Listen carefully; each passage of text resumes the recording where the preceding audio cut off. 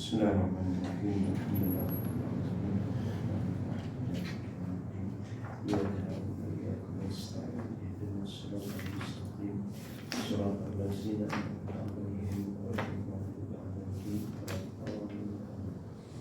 Assalamualaikum warahmatullahi wabarakatuh.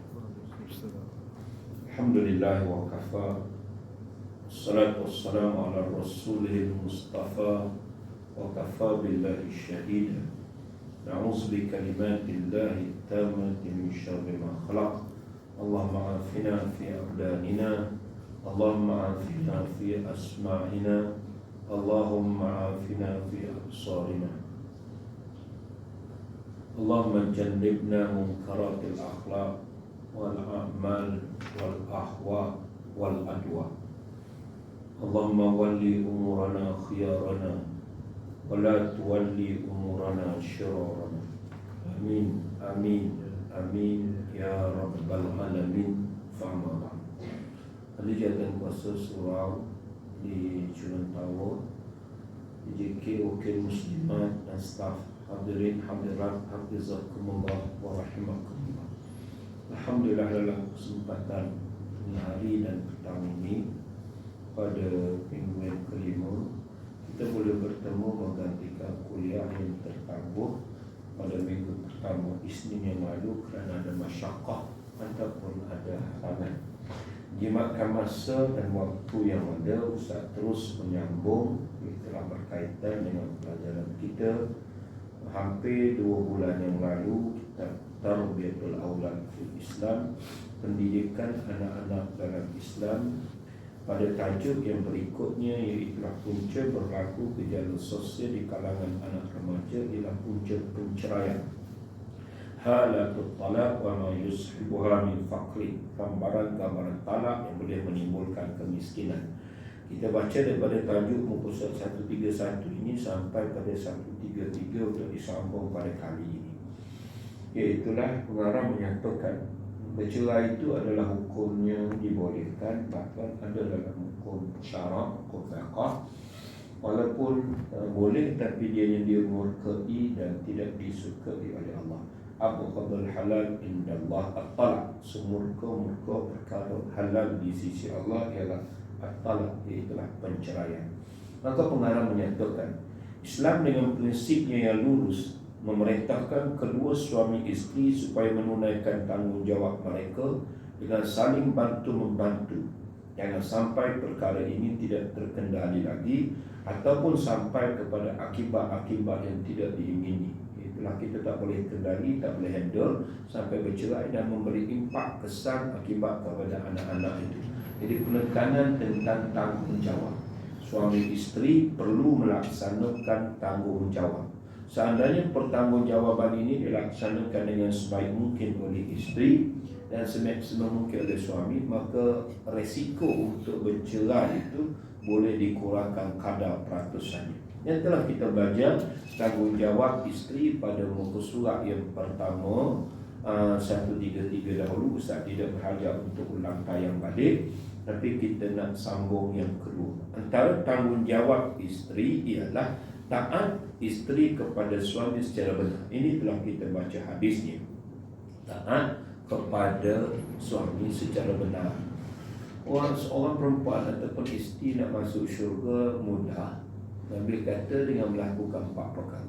Masuklah kalian dalam syurga melalui mana-mana pintu syurga yang kalian mahu, wahai isteri, wahai muslimat, wahai ibu. Yang pertama sembahyang. Jaga sembahyang fardu itu jangan culas, jangan lambat-lambat ke waktu, jangan tinggal solat, dan top up dengan solat-solat nawafil sunnah yang lain. Yang kedua iaitulah jaga puasa.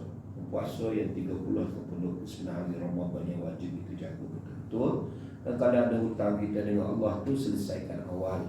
Bulan Mac nanti dah ada puasa tak? Jangan tinggal lagi bulan Syaban 28 hari bulan. Rejab, Syaban, Ramadan ni 28 hari bulan. Lupalah nak ganti, nak qada. Qada apa ni? Puasa 28 hari ni, puasa seminggu.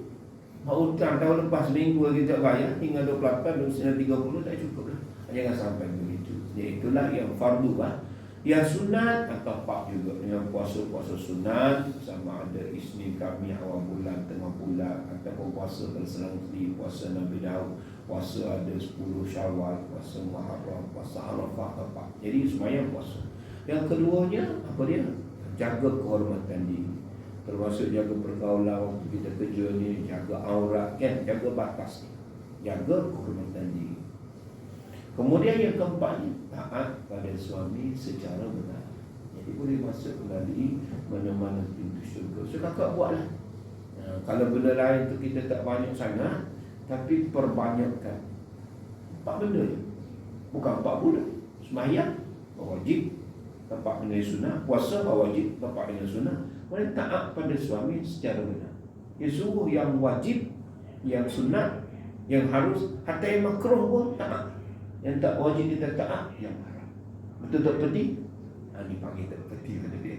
Tak peti kata kau dia ada gelaran dia. Jadi di antaranya iaitulah pada suami telah kita kupas panjang-panjang lebar. Petang tengah hari ini kita nak ambil istifadah daripada kitab kita muka surat 133 ini pada tanggungjawab yang kedua. Apa dia? Antara hak-hak yang mesti dilaksanakan ialah si isteri hendaklah menjaga harta suami dan menyediakan dirinya hanya untuk suami semata-mata.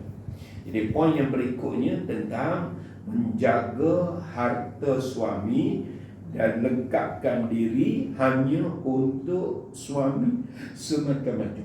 Jadi antara ayat dan hadis yang dibawakan oleh pengarang dalam buku kita ini ialah hadis daripada Ibnu Majah.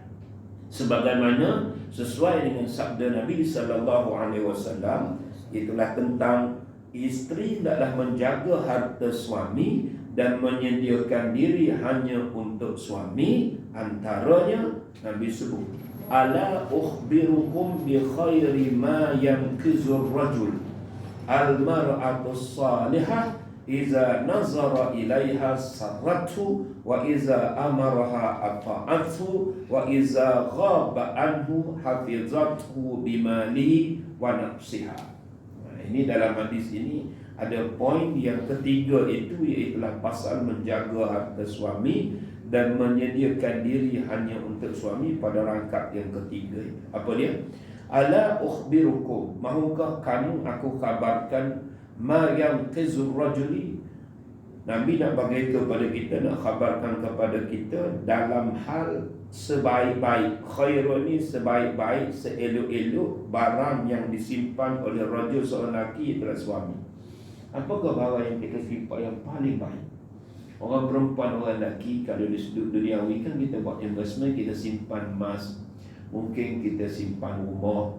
Kita beli rumah, buat investment, rumah dia makin mahal, makin naik harga.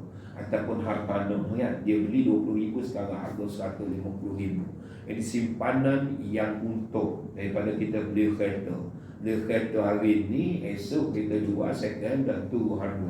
Jadi rumah dengan tanah, mungkin dengan emas, tuan-tuan tak rugi. Itu untuk dunia. Untuk akhirat, apa yang disimpan oleh seorang lelaki yang lebih berharga daripada barang kemas ataupun hartanah ataupun rumah? Nak tahu ke tak tahu?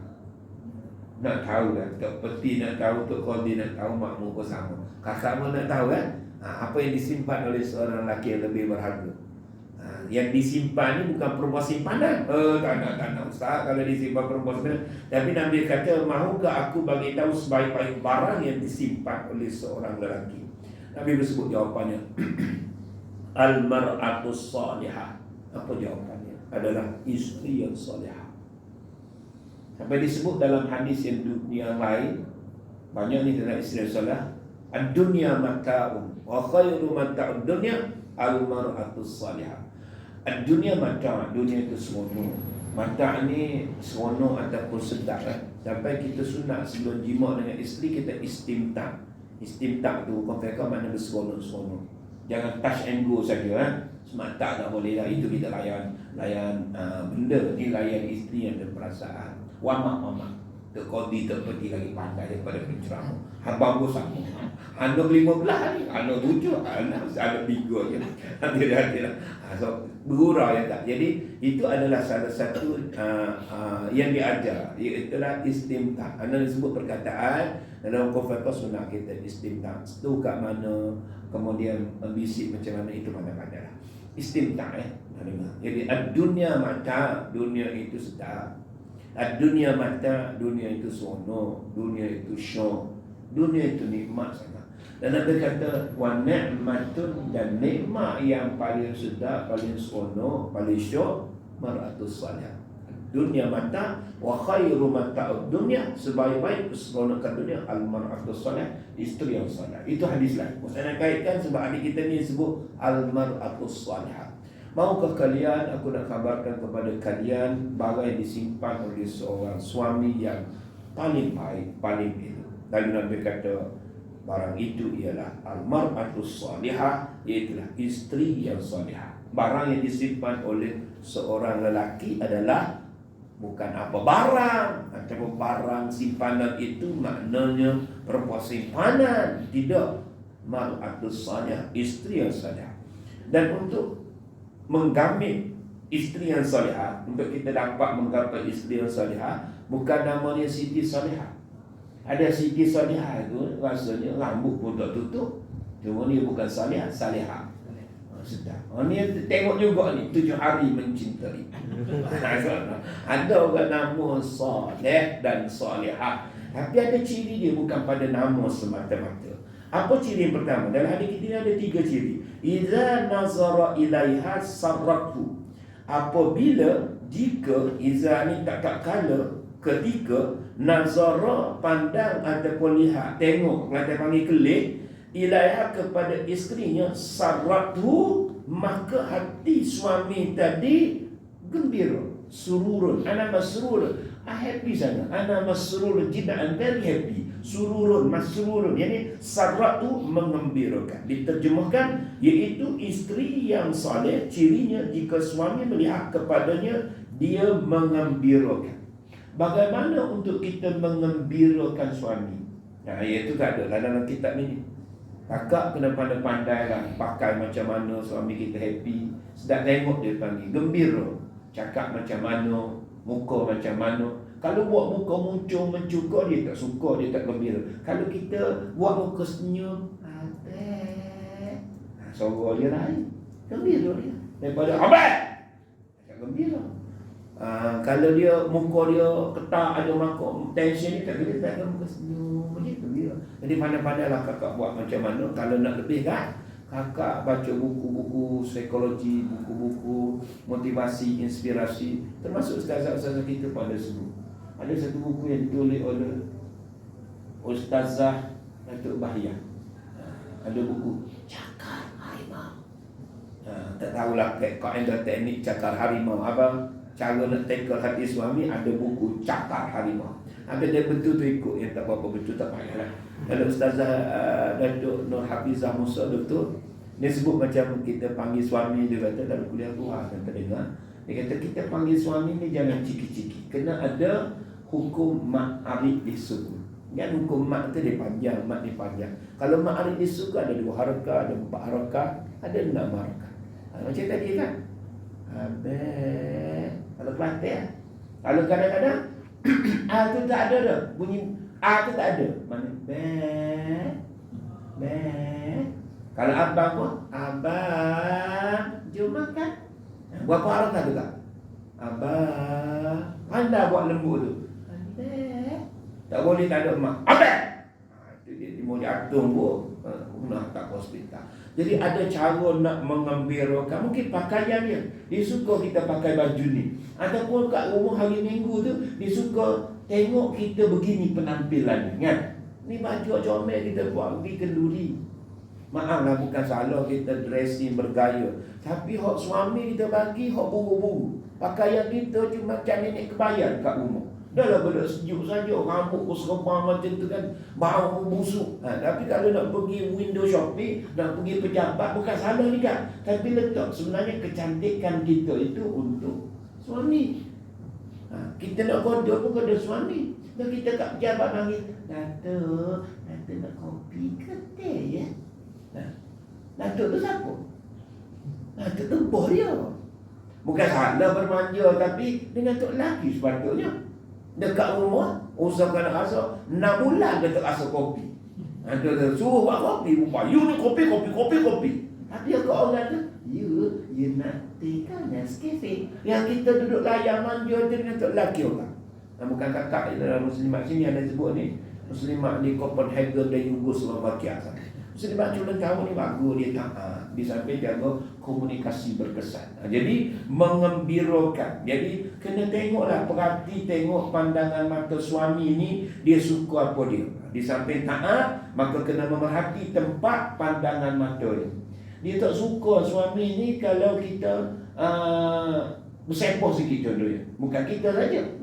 Dia tak suka lah underwear letak kat sana, lepas tu baju dalam. Dia tak suka. Dia jenis memang tak suka. Jadi dia teliti betul. Bahkan kat meja tu kalau ada singki bersepoh, dia tak suka. Jadi dia tak selesa duduk, tiba-tiba dia kemas kau sikit, bersih-bersih, dia selesa. Jadi banyaklah cara kita kena pandai memerhati juga, termasuk bauan. Memerhati bau yang diciumnya. Jangan sampai dia mencium kecuali yang harum daripada kita.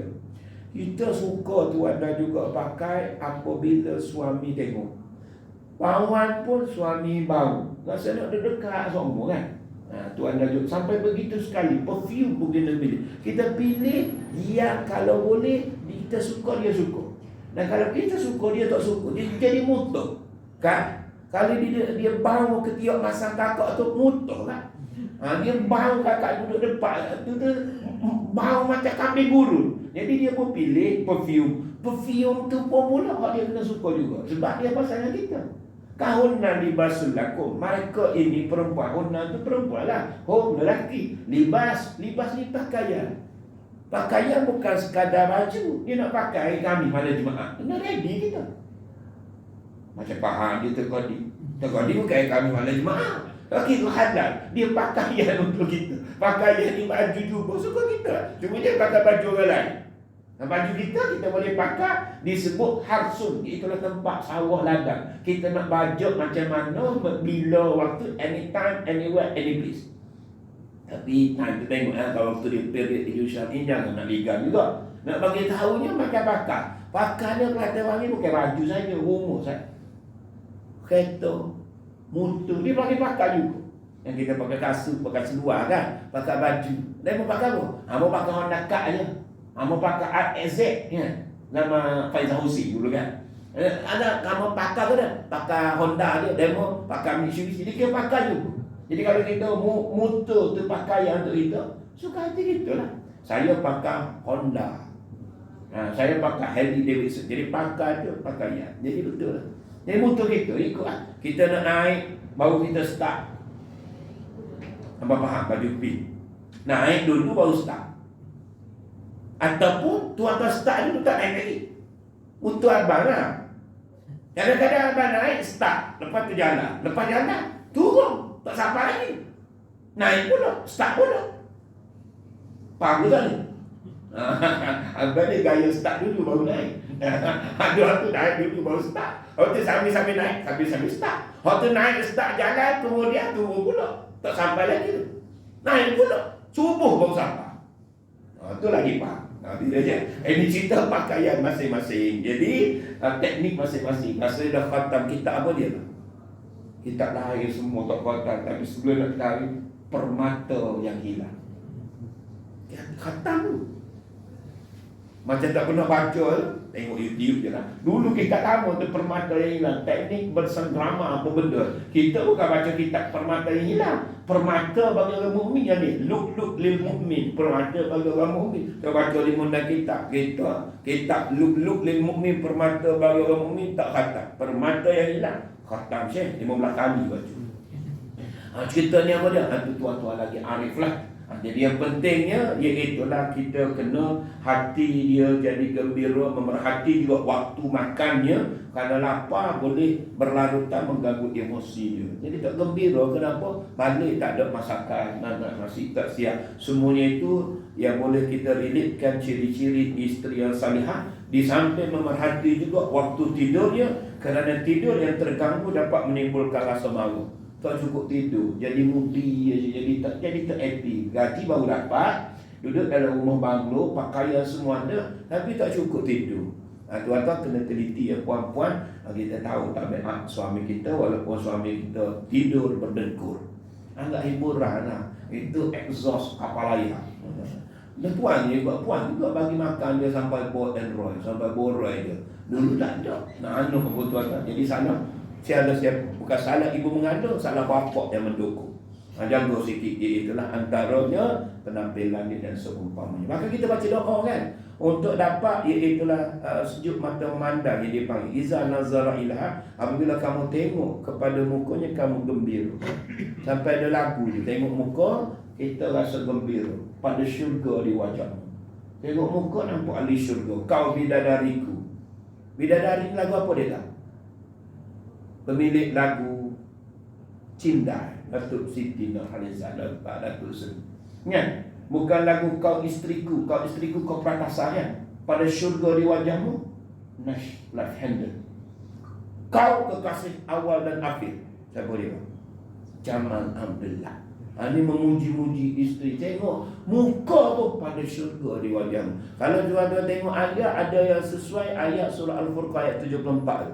Qalu, sebenarnya dia orang bertahu kata, innal lazina qalu rabbana hab lana min azwajina wa dzurriyyatina qurrata a'yun waj'alna lil muttaqina imama. Sesungguhnya orang bertakwa, orang beriman itu berkata, anugerahkanlah kepada kami. Cuma kita tak baca innal lazina qalu. Kita tunggu doa rabbana hab lana, wahai Tuhan kami anugerahkanlah kepada kami. Kita nak anugerah apa dia? Anugerah bidadari syurga lah tadi. Isteri kita. Azwaj ini isteri-isteri. Isteri-isteri tak ramai kat sini. Kau ramah kat sini kadang-kadang, jarang-jarang, sedikit-sedikit, banyak-banyak. Sama dengan Ustaz. Maju tiga. Sini banyak-banyak, jadi bini seorang. Tapi ayat itu isteri-isteri. Azwaj ni plural. Rabbana hablana min azwajina. Anugerahkan kepada kami isteri-isteri kami. Sebab kahwin boleh 2, 3, 4. Bagi kita isteri lah. Wasuriyatina zuriat. Sebab anak kita 3. Ada anak 4, ada 5, anak 7 zuriat gitu. Kalau anak seorang pun, jadikan isteri dan anak saya. Isteri-isteri saya dan zuriat-zuriat Alung, Amak, Acik ni jadi daripada qurrata a'yun dah. Sejak sedap mata memandang, sejuk hati. Tengok muka isteri, hilang. Kita balik pejabat tu hilang masalah. Sebab tengok muka bini. Isteri saya. Kalau kita duduk pejabat tak ada masalah, tengok muka bini problem kita. Walaupun tak ada masalah, tengok muka dia bermasalah, dengar suara dia bermasalah. Jadi hak. Jadi kena, saya mau baliklah. Kita ni isteri salihah ke talihah. Antara iza nazar ilaiha, apabila kita pandang muka isteri, maka suami jadi gembira. Jadi pandai-pandai anak kupas tadi supaya kita nampak nak mengembirakan hati. Anak nak suruh terkodi gembira. Apa ni hadis gembira. Tuan-tuan gembira. Tuan-tuan datang rasa happy je, dapat ilmu sikit, suka sikit, lawak sikit, dapat santai. Tapi anak-anak datang mula tu marah-marah pada jemaah, entah apa-apa. Tuan-tuan tak happy. Dengar kuliah balik tension. Terpekik, tolong duduk menyalak tuan-tuan macam dengan sidang tu. Yang mana sebutlah nama dia. Ada orang langgar kat sini. Allahu Akbar. Kita buat apa benda lah. Jadi dia punya mentaliti. Jangan buat begitu ahli parlimen ni, hantar pun sama. Kalau jadi adu lah. Hadirat kan orang setenang je bercakap. Nak menyampaikan fakta pun, tapi bukan menyalak ataupun tidak beradab berita dan akhlak di dalam berhujah, berkomunikasi. Hadirin sidang jemaah, bicara yang kedua ini, ciri yang kedua pula. Iza amaraha, apabila iza tak kala jika amaraha, suami menyuruh. Amar ni perintah. Dia bagi order, bagi suruhan. Ata'atu, lalu dia taat. Ciri yang kedua isteri yang salihah, suami suruh dia taat, kecuali dia suruh buat maksiat. Adakah hadis lain as-sam wa ta'ah 'alal mar'il muslim fima ahabba aw kariha. Wajib dengar, wajib patuh terhadap seorang Islam. Dan dalam konteks keluarga, wajib dengar, wajib patuh kata seorang suami. Fima ahabba au kariha, sama ada kamu suka atau tak suka. Kalau kita tak suka, dia suruh kita. Kita nak layan K-pop. Baru aja nak start dia suruh buat kopi jantan. Tak suka lah kita kan. Tapi apa kena taat. Wajib dengar sebab dia suruh buat kopi jantan. Kopi dara ke kopi rendi ke. Haram ke, halal ke, sunat ke, makruh. Tengok keadaan lah. Kalau dia boleh suruh buat apa ni, bukan kopi jantan, dia suruh baca ganja ataupun air ketul, dia suruh buat haram, tak wajib lah. Tapi dia suruh kopi, kakak tak wajib dengar, wajib baca. Walaupun kita tak suka, sebab kita nak dayan drama minggu ini baru start saja, dia suruh pergi masak, wajib taat. Sebab suruhan itu wajib, sunat, harus, atau makruh sekalipun. Bahkan tuan dan juga puan, kita nak buat perkara itu sunat pada Allah, bukan wajib. Tapi kita utamakan suami dahulu. Sebab hari Isnin kita nak puasa. Hari Isnin kita puasa. Hari Isnin juga suami kita ada outstation. Tak balik ni 2 minggu lah. Ya, kita nak puasa. Dia bukan puasa Ramadan lah. Maka kita kena batal puasa kita. Bahkan kalau kita tak minta izin tuan dan ibu agak puan, dia suruh buka puasa, kita kena buka. Padahal kita buat ibadat. Ibadat itu namanya puasa sunat hari Isnin. Habis sunat lah. Kakak faham kan? Dia nak pergi outstation hari Isnin. Dan kalau kita puasa, tak ada bekalan lah dia. Faham? Tak cukup air. Pening dia. Jadi ketika itu, kakak sampai puasa kena buka. Tapi kakak dia buat suami hari Isnin kebetulannya berapa Ramadan ni? 25 Ramadan. Hari ni hari Isnin tu puasa. Puasa bukan hari Isnin kan? 25 Ramadan. Kalau dia suruh buka puasa kali dia nak cimuk dengan kita, kakak kena cek dari. Okey. Boleh tanya, abang ni baru lepas minum air ketul ke, abang? Mabuk ke hari ni Ramadan. Wajib kan kita buka puasa pula. Kenapa? Dia suruh kita buat maksiat. Faiza umira bi maksiatin, kalau dia suruh kita buat maksiat, fala sam'a wala ta'ah, tak wajib kita dengar, tak wajib kita taat. Tapi dia suruh buat kopi, bukannya perkara maksiat. Hatta dia suruh masuk, tengok keadaan, tambah-tambah dia suruh perkara wajib. I nak you pakai tudung ni, you tak pakai, I tanggung dosa you. I nak you pakai tudung. Pilih mana-mana tudung, I sponsor, I payu. Yang penting I nak you bertudung. Wajib kan? Sebab kita free hand, dia suruh kita bertudung. Contoh, sunat pula. Hari Isnin kita puasa sama-sama tak? Kita tak payah masak lunch ataupun breakfast. Kita makan apa ni waktu berbuka puasa. Sunat, dia nak puasa, kita nak puasa. Follow kan? Contoh lah, contoh kehidupan. Hak wajib atau sunat? Hak harus macam tadi. Harus kan? Harus kita makan, harus kita pakai, harus kita beli. Ada hak harus. Hak makruh sekali. Jadi selain daripada tu, tuan tak boleh nak sanggah. Apa dia? Faiza umir bi maksiatin, apabila dia suruh kita buat maksiat, fala sam'a wala ta'ah, ketika itu tak wajib dengar dan tak wajib lagi patuh.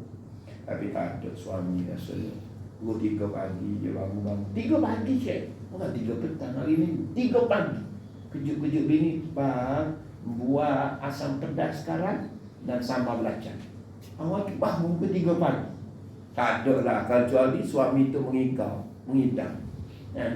Kalau nak juga, bukan 3 pagi waktu tidur. Tapi seandainya pukul 3 pagi dia kejut, kita suruh masuk, dia lapar, jadi makan banyak. Wajib kan? Sebab bukannya haram. Oleh inilah kita berkonflik dengan emosional kita. Kita telah lupa yang suami itu adalah syurga. Lepas daripada qabiltu nikah bi mehri kaza wa kaza, aku terimalah nikahnya dengan maharnya si fulana dengan mas kawinnya begini. Maka segala pertanggungjawaban ayah anda berada pada pundak kami. Pundak si suami tadilah. Makanan, minuman, bukan sekadar tempat tinggal, pakaian, bukan sekadar nafkahatan asliyah, kan nafkah yang asal tu 3 benda tu. Nafkah hak sambilan tu kita wajib. Sakit demam dia termasuk dosa pahala dia. Jadi kita telah ambil dia sebagai satu tanggungjawab daripada ayah, berwakil-walikan ayah.